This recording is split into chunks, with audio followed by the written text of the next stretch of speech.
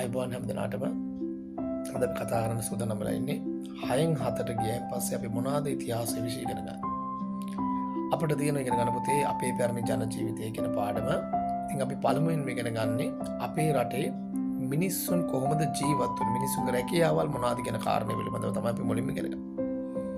ඉතින් පුතේ මුලින්ම ඉගෙන ගන්නවා අපේ රටේ ආර්ථිකය බෙදෙන කොටස් මොනවාද? ඒ තමයි කෘෂි කර්මාන්තය, කර්මාන්ත සහ වෙළඳාම.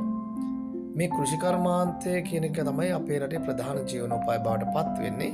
මේ කෘෂි කර්මාන්තය අපි නැවත බෙදෙනවා ගොවිතැන හා සත්ත්ව පාලනය යනුවෙන්. ගොවිතැන අපි නැවත බෙදෙනවා ගොවිත හා කුඹුරු ගොවිතැන යනුවෙන්.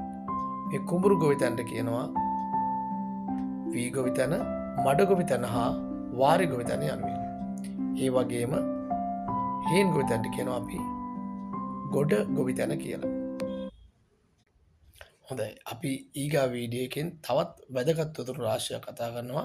ඉතින් අපිත් එක්ක එකතු වෙන්න. ඒ වගේම පහළ ඩිස්ක්‍රිප්ෂන් එකෙන් ඔයාලට පුළුවන් ලයික් කරන්න, කමෙන්ට් කරන්න, ෂෙයා කරන්න. ඒ වගේම වැඩිදුර තොරතුරු අවශ්‍ය නම් ඔයාලා පහලින් කමෙන්ට් කරන් යන්න. අපි ඉදිරි වීඩියෝ වලින් ඔයාලට ඉතිහාසය පිළිබඳ තවත් අපූර්ව තොරතුරු රාශියක් ලබා දෙන්න කටයුතු කරනවා. එහෙනම් හැම දිනාටම සුබ දවසක් ප්‍රාර්ථනා කරනවා.